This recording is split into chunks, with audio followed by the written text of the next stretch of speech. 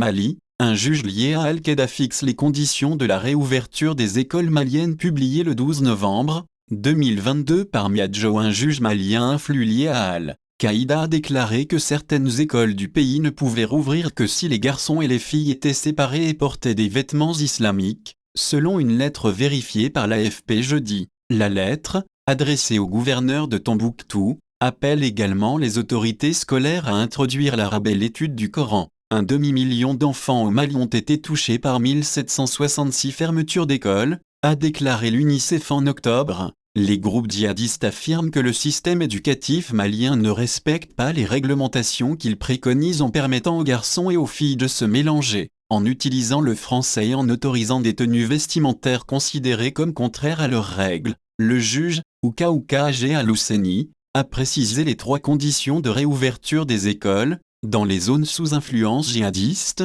dans sa lettre datée du 26 octobre et authentifiée à l'AFP par une source au sein du gouvernorat. Agé Al-Husseini est un ancien juge islamique lors de l'occupation djihadiste de Tombouctou en 2012 et figure sur la liste des sanctions des Nations Unies. Officiellement enseignant, il est aussi une autorité morale et religieuse par son rang de cadi, ou juge de la cour islamique. Sa lettre jugeait nécessaire que les rangées de filles et de garçons soient séparées par une barrière lorsqu'il n'est pas possible de séparer la classe. L'enseignant doit également être du même sexe que les élèves, a-t-il déclaré. Les élèves doivent s'habiller décemment comme l'exige la religion musulmane, lorsqu'ils se rendent à l'école, a-t-il ajouté. Dans un rapport sur les violations des droits de l'homme au Mali vu jeudi par l'AFP, l'ONU a déclaré que les combattants djihadistes imposent leur interprétation rigoureuse des préceptes de l'islam ainsi que le paiement forcé de la zaka, la taxe islamique, à la population locale dans le pays, Tombouctou. Il a indiqué que début juillet,